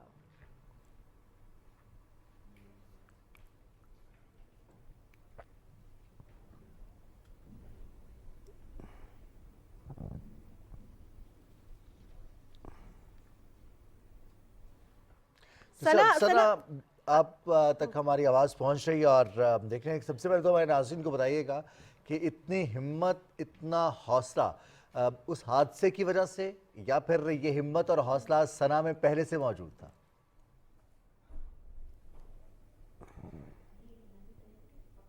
सिर्फ म्यूजिक आ रहा है। सना खुर्शीद हमारे दरमियान मौजूद हैं और सना खुर्शीद हिम्मत और हौसले की एक जीती जागती मिसाल है। सना खुर्शीद एक हादसे की वजह से अपनी टांगों से माजूर होगी और उसके बाद उन्होंने व्हील चेयर का सहारा लिया, लेकिन अपनी ज़िंदगी में किसी अपॉर्चुनिटी को, किसी चीज़ को उन्होंने मिस नहीं किया, बल्कि बहुत से ऐसे अफराद बहा माजूरी के लिए जो अपॉर्चुनिटीज़ हैं वो क्रिएट की, उनके मसाइल को हल किया। और हल कैसे किया?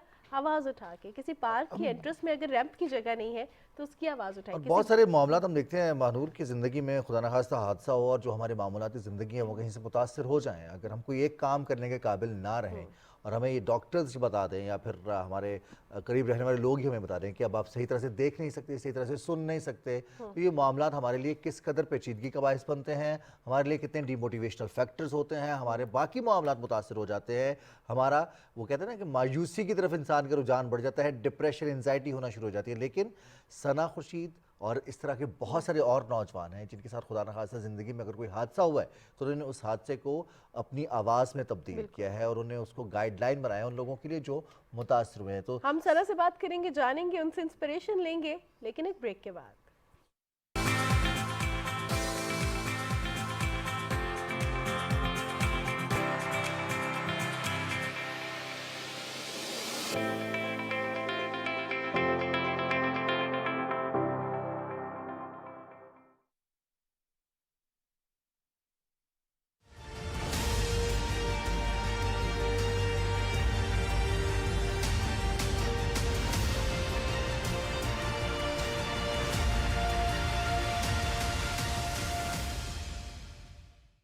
मुश्किलात तो बहुत थी ज़ाहिर माजूरी के साथ आगे बढ़ने में, तालीम हासिल करने में भी और अपनी प्रोफेशनल लाइफ कैरियर स्टार्ट करने में भी।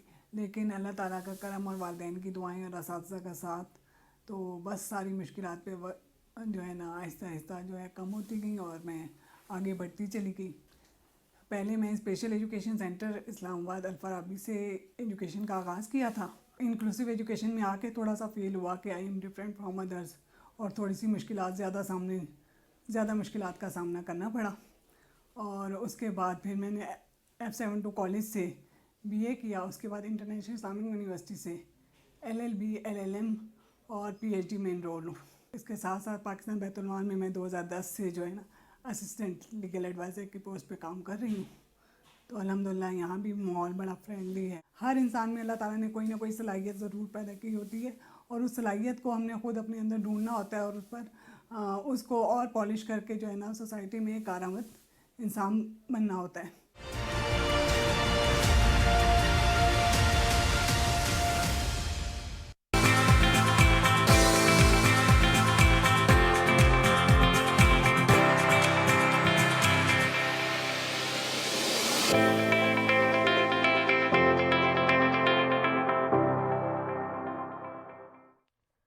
सुबह पाकिस्तान में एक बार फिर खुशामदीद। ब्रेक पर जाने से पहले हम हिम्मत और हौसले की जीती जागती मिसाल सना खुर्शीद के हवाले से बात कर रहे थे। सना खुर्शीद ने हमें ज्वाइन किया है। सना, आपसे ये जानना चाहेंगे, ये जो हिम्मत और हौसला है, जिस तरह रिजवान ने ब्रेक पर जाने से पहले आपसे बात की, किस रीज़न की वजह से, कौन सी मोटिवेशनल फोर्स थी जो आपको ये हिम्मत और हौसला देती थी? हादसे ने दिया या कुछ दोस्त अहबाब, कुछ रिश्तेदार ऐसे थे जिन्होंने आपकी हिम्मत बंधाई?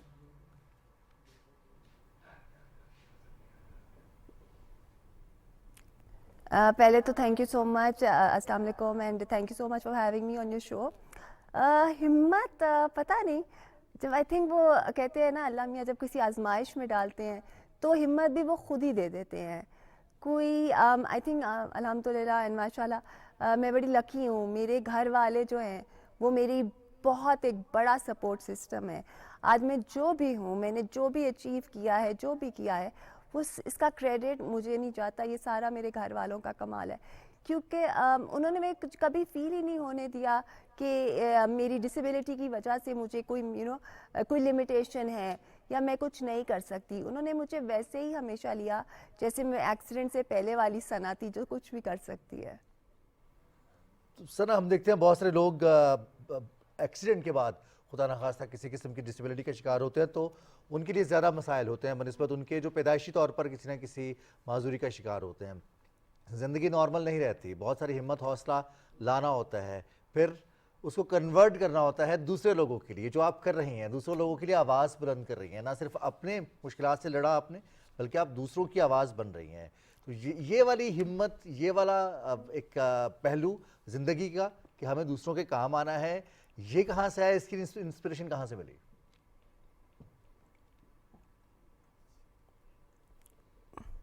देखिए, जब मेरा एक्सीडेंट हुआ था, मेरी उम्र छोटी थी, तब तो ये वाली बातें दिमाग में नहीं आती थी। तब तो लगता था बस ज़िंदगी ख़त्म हो गई है और मेरे साथ ही क्यों हुआ है। और मुझे तो बहुत देर लगी ये बात समझने में कि जो हम मौजों की दुआएं मांगते थे, मैं और मेरे घर वाले, वो मौजा ये नहीं था कि मैं चलना शुरू हो जाऊंगी। वो मौजा ये था कि मेरी जो अल्लाह मियाँ ने ये जो ज़िंदगी दी है वो ख़ुद एक तोहफ़ा है उनकी तरफ से और मैंने इसको कुछ बनाना है। आई थिंक हम लोग सब भी अपने लिए एक ज़िंदगी तो जीते हैं, बट ओवर द ईयर्स और मेरी इंजरी ने मुझे ये सिखाया कि एक मीनिंगफुल लाइफ जो होती है वो होती है जिसमें आप किसी और को भी कोई फ़ायदा दें। इस बात को समझने में देर लगी, काफ़ी देर लगी, मगर समझ आ गई। और एक बात बताऊँ, हिम्मत और हौसला वहीं से ही आ जाता है जब एक स्ट्रेंजर मुझे मैसेज करते हैं बताने के लिए कि जी आपने फ़लानी जगह रैंप बनवाई है और मेरी बेटी वहाँ गई and thank you so much Sana. तो वो एक फीलिंग ही और होती है। तो आई थिंक बस अल्लाह मियाँ ने हिम्मत दी, हौसला दिया और समझाया कि मैंने जो मेरी प्रिविलेज है उसको मैंने किस तरह दूसरों के लिए यूज़ करना है, और बस वहीं से सिलसिला शुरू हुआ और यहाँ तक पहुँचा। सना, अगर आपको सोशल मीडिया भी फॉलो किया जाए तो आप हमेशा आवाज़ उठाती हैं, जिस तरह आपने कहा कि बहुत खुशी होती है जब कोई कहता है कि आपने रैंप बनवाया, आप मेरी बेटी वहाँ पे आराम से जा सकती है। आप बहुत ज़्यादा एक्टिव रही हैं इस चीज़ के हवाले से, बिल्डिंग्स के हवाले से, पार्क्स के हवाले से जहाँ पे रैंप मौजूद नहीं है, जहाँ पे व्हील चेयर नहीं जा सकती, या इतनी माइन्यूट चीज़ें आप पॉइंट आउट करती रही हैं कि रैंप ज़्यादा स्टीप नहीं है, या जो छोटी छोटी निटिग्रिटीज़ होती हैं, ताकि हर इंसान इंडिपेंडेंटली, ख़ास तौर पे जो अफराद बहा माजूरी हैं, वो इंडिपेंडेंटली अपनी लाइफ लेकर चल सकें। ये कब स्टार्ट किया, एक्टिविज़म कब स्टार्ट किया?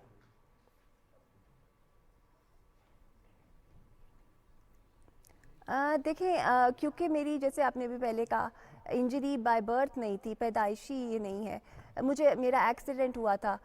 तो फॉर मी एक ये जो दुनिया जो एज ए डिसेबल्ड पर्सन मैंने देखी, तो मेरे लिए बहुत शॉकिंग था कि पहले वाली मेरी ज़िंदगी क्या थी और अब क्या हो गई है। यानी कि मैं तो अपने आप को हिम्मत दिला के, कितने साल लगा के ज़िंदगी जीने के लिए घर से बाहर निकली। तो एक बहुत शॉकिंग बात थी जो मुझे पता लगी कि ये दुनिया मेरे जैसे इंसान के लिए बनी ही नहीं है। मैं घर से बाहर कदम रखती हूँ, फुटपाथ तक नहीं है, मेन रोड पे चलना पड़ता है, कहीं खाना खाने जाना चाहती हूँ तो मुझे सीढ़ियों का सामना करना पड़ेगा जिसमें 10 लोग मुझे उठा के लेके जाएंगे, और वो कोई तरीका नहीं है, वो कोई डिग्निफाइड तरीका नहीं है, और वो डेंजरस पड़ रहा है।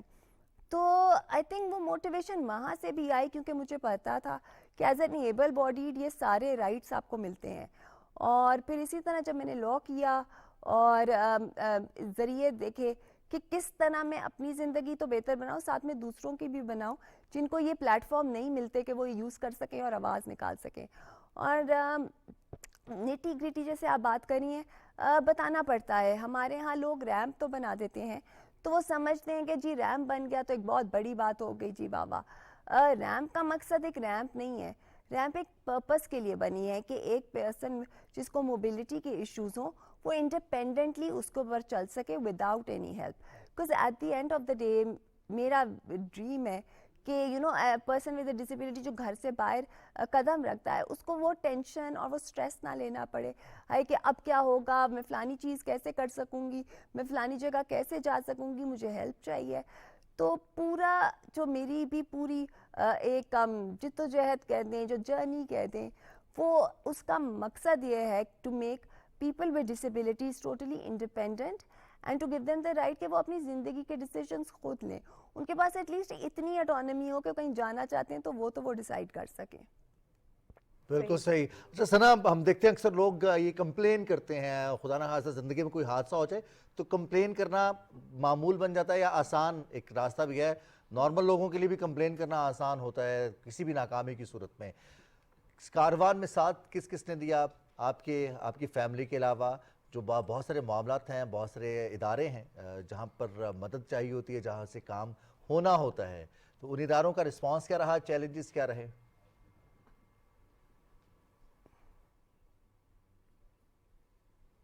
دیکھیں وہ جیسے آپ نے بات کی کرٹیسائز کرنا، کمپلین کرنا تو دنیا کی سب سے ایزی چیز ہے اور میں خود گلٹی ہوں. میں بھی یہی کرتی تھی، کہیں باہر جاتی تھی گھر آ کے بول رہے ہیں ریمپ نہیں ہے، کہ لوگ اس طرح گھور رہے ہیں، یہ کیا بات ہے، یہ وہ. ایک دن میں نے سوچا دوسروں کو تو میں کرٹیسائز کر رہی ہوں، میں خود کیا کر رہی ہوں اپنے لیے؟ میں چاہ رہی ہوں کہ اسٹیٹ لوگ مجھے فیسیلیٹیٹ کریں، بٹ میں اپنے لیے کیا کر رہی ہوں؟ بس وہاں سے وہ ایک پرسیپشن اپنی چینج کی. باہر گئی تو اسی طرح کال آؤٹ کی جگہیں کہ ریمپ نہیں ہے.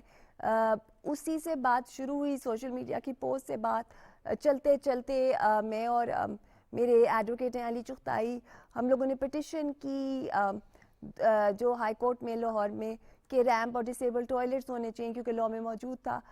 وہ ڈسمس ہو گئی، ہم نے ہمت نہیں ہاری، وی ڈنٹ گیو اپ. ہم نے ایک اور پٹیشن کی اینڈ الحمدللہ I think I been very lucky.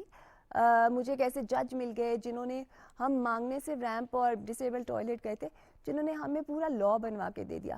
اور اس رسپیکٹ میں آئی ووڈ سے کہ میں نے گورنمنٹ کے ادارے سوشل ویلفیئر ڈپارٹمنٹ، بیت المال ڈپارٹمنٹ پنجاب کے ساتھ کام کیا ہے اینڈ ان لوگوں نے ہمیں اپنے 100% ہمیں سپورٹ دی، ہمیں ہیلپ کی. اور ابھی بھی یہ جو لاء بنا ہے Punjab empowerment of persons with disabilities act 2022 جو پاس ہوا ہے، اس کی امپلیمنٹیشن کے لیے I am part of the committee, I am chair person of the council جو ایکسیسیبلٹی اور موبلٹی کی ہے، اور ہم سوشل ویلفیئر ڈپارٹمنٹ کے ساتھ کام کریں. اینڈ الحمدللہ I am very happy with that, کیونکہ وہاں ایک بہت ایک ایمپتھی والی ٹیم ہے ان کی، جو خود ریئلائز کرتے ہیں کہ کہ یہ کام ہونا چاہیے. ہمیں پیپل ود ڈسیبلٹیز کو مین اسٹریم کرنا پڑے گا، اسپیشلی ان 2024. کیونکہ دیکھیں ایک بات یاد ہمیں رکھنی چاہیے، ہمیں یہ جو کووڈ کا زمانہ سارا گزرا ہے اس میں ایک بات تو ہم نے سب نے سیکھی کہ ہم اپنی صحت کو فار گرانٹیڈ نہیں لے سکتے. کبھی بھی کچھ بھی کسی کے ساتھ بھی ہو سکتا ہے. تو یہ نہ سوچا جائے کہ پرسن ود ڈسیبلٹیز تو الگ ہی مخلوق ہے، ان کے اپنے مسئلے، بٹ نہیں. آئی تھنک مین اسٹریم ہونے کی ضرورت ہے، انشاءاللہ یہی میرا گول ہے، اسی کے لیے ہم سب کام کر رہے ہیں. ثنا، آپ رول ماڈل ہیں افراد باہم معذوری کے لیے، آواز بھی اٹھائی، عملی آپ کی جو حکمت عملی رہی ہے وہ بھی سامنے آئی. آخر میں کوئی شارٹ سا پیغام دینا چاہیں گے ان افراد کو اور ہمارے معاشرے کو؟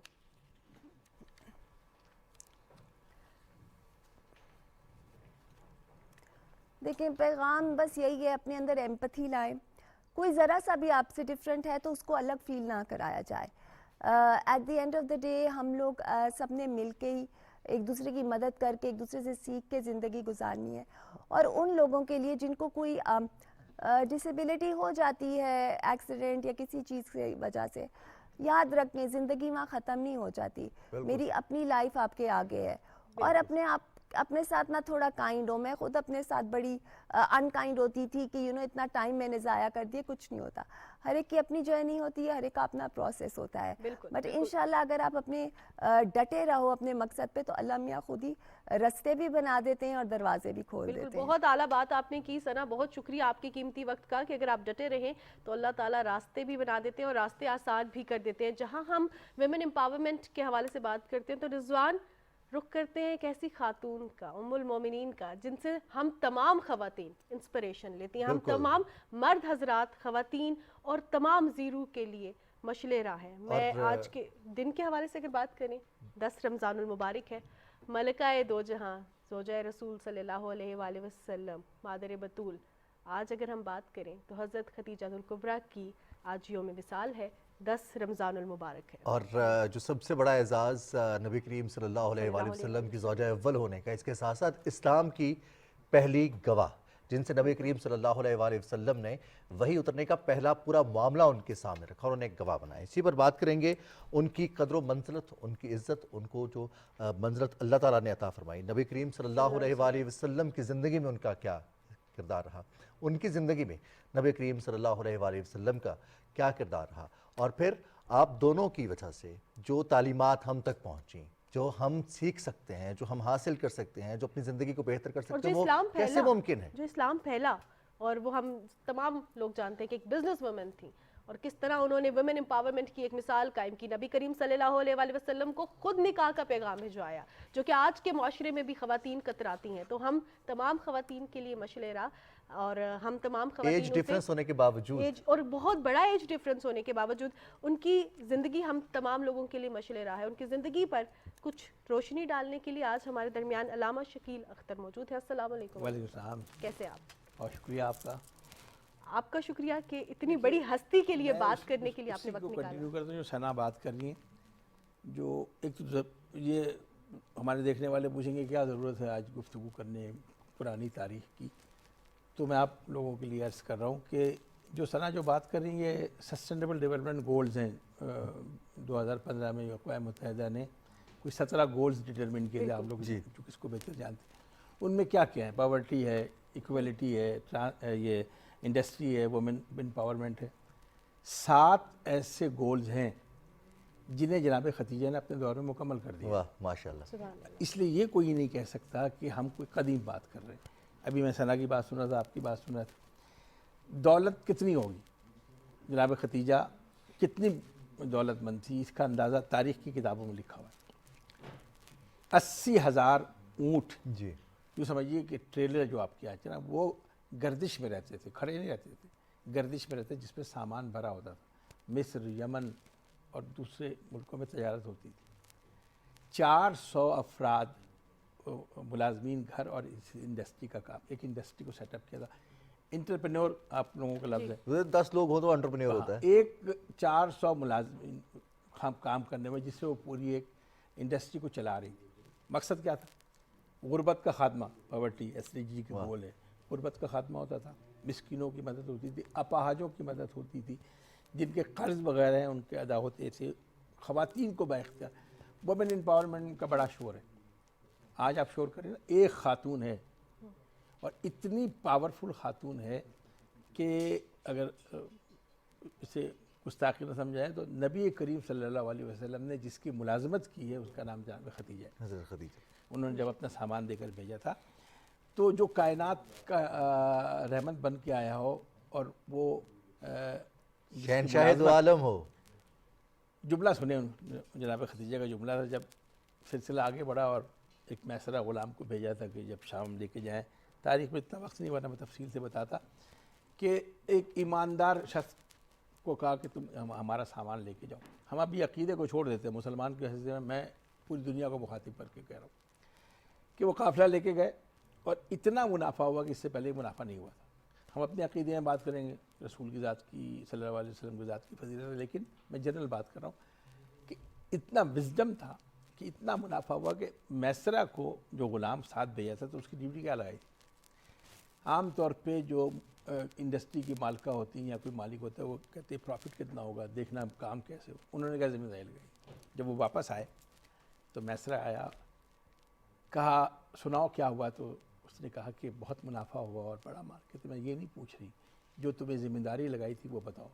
اب میسرہ نے بتانا شروع کیا کہ مالکن یہ جہاں چلتے تھے وہاں بادل سایہ کرتے تھے، یہ جہاں بیٹھتے تھے وہاں سبزہ اگاتا تھا، ماشاء اللہ. یہ جس جانور پہ ہاتھ رکھ دیتے تھے وہ دودھ دینا شروع، فضیلتیں بیان کرنا شروع کر دی. میں پوری دنیا کو چیلنج کر کے جملہ کہہ رہا ہوں کہ نبی کریم صلی اللہ علیہ وسلم کے دل میں جناب خدیجہ کی محبت اتارنے میں ایک تو اللہ کا ہاتھ ڈیفینیٹلی، دوسرا میسرہ نے جو کام کیا ہے. ورقہ بن نوفل کا نام لیا جاتا ہے کہ یہ وہ چچا بھائی تھے اور علم کے ذریعے محبت اتارنا اور بات ہے، ان کے فضائل بیان کر کے اگر کسی نے دل میں محبت اتاری ہے تو وہ میسرہ ہے، غلام. اس لیے غلاموں کی خدمات کو یاد رکھنا چاہیے. باقی ان کی شخصیت اگر آپ جو سوال کریں گے میں جواب دوں گا، میں تو بولنا شروع کروں گا. اللہ تعالیٰ نے یہ جو اسلام میں مثالیں قائم کی ہیں وہ ہم تمام لوگوں کے لیے سبق ہے کہ ہم نے زندگی کیسے گزارنی ہے، چاہے وہ ویمن امپاورمنٹ کا فیکٹر ہو، چاہے کسی کی غلامی کر رہے ہوں تو ہمیں پتہ ہے کہ ہم نے کس طرح بیان کرنی ہے کوئی چیز، کسی کے ساتھ کام کر رہے ہو. اب ایسے میں حضرت خدیجۃ الکبریٰ کی جو زندگی ہے وہ تو تمام لوگوں کے لیے مشعل راہ ہے، امپاورمنٹ ہے، صرف خواتین کے لیے نہیں مرد حضرات کے لیے بھی. اس کو آپ کیسے دیکھتے ہیں جدید دور میں، کس طرح ہم اپنی زندگیوں پہ امپلیمنٹ کر سکتے ہیں؟ چھوٹی سی بات آپ کو بتاؤں، ہمارے معاشرے کا روز کا مسئلہ ہے. بڑے گھر کی جب بچیاں کسی ایسے گھر میں جائیں جہاں تنگ دستی کا عالم ہو تو وہ اکتا جاتی. سونے کے پہاڑ کو کلاڑیوں سے کاٹ کر بانٹنے والی خاتون جب نبی کریم کے حرم میں آئی ہے تو شیب ابی طالب میں 3 سال گزارے گھاس کھا کے، چمڑے کی یعنی اونٹ کے کھال کو سکھا کر. سعد ابن وقاص کا جملہ ہے کہ بھوک کا یہ عالم ہو گیا تھا کہ ہم باہر نکلے تو دیکھا کہ ایک اونٹ کے کھال کا ٹکڑا خشک پڑا ہے، اس کو میں نے پانی میں بھگو کر 3 دن اس پر گزارا کیا ہے. اتنی چیزیں گزارنے کے بعد کبھی حرف شکایت نہیں بلکہ ایک جملہ ہے کہ اے عبداللہ کے یتیم، یہ ساری دولت تیری ایک نظر کا صدقہ ہے جو میں تجھے دینا چاہتا ہوں اور مجھے اچھا صرف انہی کی دولت قربان کی، ساتھ دیا ہر قدم پہ، محاذ پہ. ایک دفعہ رسول کریم صلی اللہ علیہ وسلم کہیں پوشیدہ ہو گئے تو ان کو تلاش کرنے میں خود گھوڑے پہ بیٹھ کے گئی. سب باتیں اپنی جگہ. ایک خاتون نے اس بڑی، دیکھیے آج آپ باب الاسلام بھی منا رہی ہیں، شاید لوگوں کو پتہ ہو محمد بن قاسم انہوں نے سندھ پہ حملہ کیا اور اسلام کی شروع پر تغیر میں اس کا احسان مناتے ہیں کہ محمد بن قاسم نے بڑا احسان کیا. مجھے سوال صرف اتنا سا پوچھنا ہے آپ دونوں سے، ایک چھوٹے سے خطے پر جس نے احسان کیا اس کو تو یاد رکھتے ہیں، جس نے اس پر احسان کیا جو خاتم الانبیاء ہے، جو اسلام کا بانی ہے، جس نے اسلام دے، اس کو بھول جاتے ہیں. یہ تو بہت شکر گزار ہوں. کبھی بھی نہیں بھول سکتے، تا قیامت نام زندہ رہے گا، تا قیامت جن کا نام اللہ نے بلند کیا ہے. تھوڑا سا وقت ہے، جی جی، کسی کے چیزوں کا پس منظر دیکھا جاتا ہے. جی دیکھیے تاریخ کا کوئی مسلک نہیں ہوتا، تاریخ ہوتی ہے، شیعہ سنی دیوبندی وہابی نہیں ہوتی. تاریخ اپنی ایک چیزیں نریٹ کرتی. دیکھا جاتا ہے کہ آپ کے والد صاحب کیا تھے، آپ کے دادا کیا تھے، نسب حسب نسب جی کو کہتے ہیں نا. بس تیزی سے میں گزر جاؤں. دادا کا نام ہے اسد. اسد وہ ہیں جو حلف الفضول، ایک وہ حلف ہے رسول کریم صلی اللہ علیہ وسلم کے زمانے میں 3 شخصیتیں اس میں شامل تھی، فضل بن فضالہ، فضل بن وداعہ اور فضیل بن حارث. اس کی وجہ سے اس کو حلف الفضول کہتے ہیں. یہ مشرکوں سے وہ معاہدہ تھا کہ رسول کریم صلی اللہ علیہ وسلم کہتے تھے کہ میری زندگی میں جب تک اس کو یاد کیا، اس کو یاد کرتے تھے کہ میں اس کو، اگر مجھے 100 سرخ آنکھوں والے اونٹ بھی دیے جائیں تو میں اس معاہدے سے روگردانی نہیں کروں گا. اس معاہدے کو لکھوانے والے اور اس کو انیشیٹ لینے والے ان کے دادا، اچھا خالد ان کے والد، جناب خدیجہ بنت خالد والد ہے. تبو ایک یمن کا بادشاہ تھا، اس نے آگے مکے پہ حملہ کیا اور مکے پہ قبضہ کر لیا خانہ کعبہ پہ. وہ چاہتا تھا کہ یہ حجر اسود کھاڑ کے لے جائے. اچھا اس وقت جو مزاحمتی گروہ بنا تھا، جو کھڑا ہوا تھا کہ ہم یہ نہیں کرنے دیں گے، اس کی قیادت کرتے تھے ان کے والد خالد. اور ان کی مزاحمت کی وجہ سے اللہ کی بڑی شانی وہاں تک. اور تیسرا ورقہ بن نوفل، آپ سنتے ہیں چچا بھائی تھے، انہوں نے عیسائیت میں بڑا کمال حاصل کیا تھا. جب ان سے مشورہ کیا جہاں ہمارے ایک بہت بڑے عالم دین حضرت حسن زاہدی صاحب تاریخ میں لکھا ہے کہ ورقہ سے مشورہ کیا تھا تو ان کا ایک جملہ ہے کہ ورقہ سے کتاب کی گواہی لے رہے تھے. یہ اس میں ورقہ کی شان میں اضافہ تو ہو سکتا ہے، رسالت کی شان میں. واہ ماشاء اللہ ماشاء اللہ. شکیل اختر صاحب، جو واقعہ ہے ہم دیکھتے ہیں کہ ہمیں ایک نبی کریم صلی اللہ علیہ وسلم حضرت خدیجہ الکبریٰ جو زندگی انہوں نے گزاری بطور میاں بیوی، جو سبق ہے ہمارے ہاں اس وقت معاشرتی مسائل جو جنم لے رہے ہیں، ہم ان سے رہنمائی کیسے لے سکتے ہیں؟ کیا کریں بہت کہ اچھا معاملات سوال آپ بہتر نے ہوں؟ کیا ہے۔ 25 سال کا عرصہ جو تاریخوں میں نا ازواج مطہرات میں 19 تک تعداد ملتی، جی، لیکن 25 سال کا عرصہ گزارا جناب خدیجہ کے ساتھ۔ جی، مثالی ازدواجی زندگی اگر مثالی ہے تو 25 سال گزرے نا، اگر مثالی نہ ہوتی تو شادیاں پہلے بھی ہو سکتی تھی۔ رسول کریم صلی اللہ علیہ وسلم نے جو ہم غیر مسلم الزام لگاتے ہیں، وہ شادی اس لیے نہیں کی تھی کہ کوئی شادی کا شوق تھا، کسی بیوہ کو سہارا دینے کے لیے، کسی یتیم کو سہارا دینے کے لیے، کوئی جنگ میں مارا گیا، یہ لیکن 25 سال جناب خدیجہ کے ساتھ گزارے۔ بالکل۔ اور جناب خدیجہ دیکھیے صلہ کیا ملا ہے، شاید آخری بات ہوگی، ہمیں کیسے پتہ لگ گیا کہ ان کو الجزاء الاحسان الا الاحسان، احسان کا بدلہ احسان ہوتا ہے۔ جی، تو یہ بتائیے انہوں نے احسان کس پہ کیا؟ میں آپ مجھ پہ احسان کریں، میں آپ کو بدلہ دوں گا، تو آپ کہیں گے یار ہمیشہ بدلہ بڑھ کے دیا جاتا ہے۔ ایسے انہوں نے اللہ کی ذات، حضرت ابو طالب نے، جناب خدیجہ نے اللہ کے نبی کو پالا ہے، انہوں نے اپنی دولت سے ان کی مدد کی، اسلام کی ترویج پہ۔ اب صلہ کیا ہونی چاہیے؟ صلہ اللہ دے گا نا، تو جو ان کے پاس تھا وہ انہوں نے کیا، جو اللہ کے پاس ہے وہ عطا کرے گا۔ کیا عطا کیا؟ جواب احسان کے طور پہ ایک کو فاطمہ جیسی بیٹی عطا کی اور ایک کو کل ایمان جیسا بیٹا عطا کیا۔ نہ خزانہ قدرت میں کوئی دوسری فاطمہ ہے، نہ علی ہے، جو جناب خدیجہ کو تحفے میں ملی۔ اور یہ ان کی ذات کی فضیلت ہے، اور ہم تمام خواتین کے لیے مشعل راہ ہے ان کی زندگی۔ آخر میں ایک پیغام دینا چاہے پروگرام کے اختتام میں حضرت خدیجہ الکبریٰ، کیونکہ اگر ہم ان کی زندگی کے حوالے سے چند ہی ہم نے چیزوں پر روشنی ڈالی ہے، ان کی فضائل کے حوالے سے بات کریں تو شاید دن اور مہینے دیکھیے ایک پیغام بہت ضروری ہے جو ہمارے اس وقت جدید ہمارے گھر کا مسئلہ ہے کہ عورت کا رشتہ کون لے، ولی لے، باپ اجازت لے۔ پہلی خاتون ہیں جنہوں نے اپنا رشتہ خود بھیجا۔ بے شک، بے شک۔ اگر یہ اسلام میں نہ ہوتا تو وہ ختمی مرتبت رسول کریم صلی اللہ علیہ وسلم منع فرماتے۔ انہوں نے رشتہ بھیجا، کیا صفات دیکھ کر بھیجا، اور اس رشتے کو قبول کیا۔ حضرت ابو طالب نے نکاح پڑھایا۔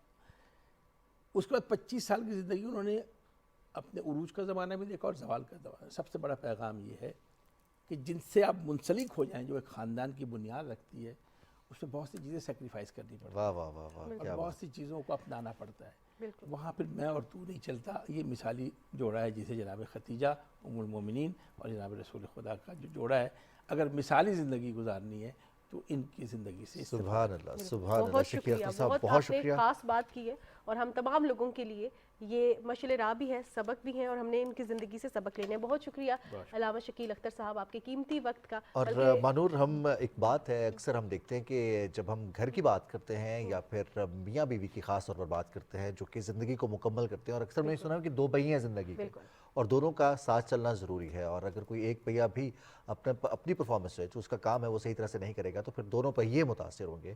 ہم ذاتی طور پر اس چیز کو یہ کہ بجائے اس کے کہ ہم ایک دوسرے کو مقابلے پر کھڑا کریں کہ کون زیادہ بہتر ہے، کون زیادہ بہتر نہیں ہے، کون کس کو کیا کرنا چاہیے، ایک دوسرے کے جو گیپس ہیں، جو کمی ہے، اس کو اگر فل کرنے کے لیے ہم اپنی زندگی گزاریں تو شاید اس سے ہم اپنے معاشرتی، سماجی اور ذاتی زندگی کو بہتر کر سکتے ہیں۔ بالکل جناب، اور حضرت خدیجہ الکبریٰ کی زندگی ہم تمام لوگوں کے لیے، خواتین کے لیے، مرد حضرات کے لیے، being a business woman, being a wife, being a husband, اور بینگ اے ہم دیکھیں کہ رسپانسبل سٹیزن بہت زیادہ اہمیت کی حامل ہے کہ ہم نے ان سے سبق لینا ہے، اپنے معاشرے کو تنگ دستی سے نکالنا ہے، اپنی زندگی کو بہتر بنانا ہے، اپنی زندگی کے فیصلے کرنے ہیں، اور جب فیصلہ کر لیں تو چاہے کتنی بھی کڑی دھوپ ہو ہم نے اس پہ ثابت قدم رہنا ہے۔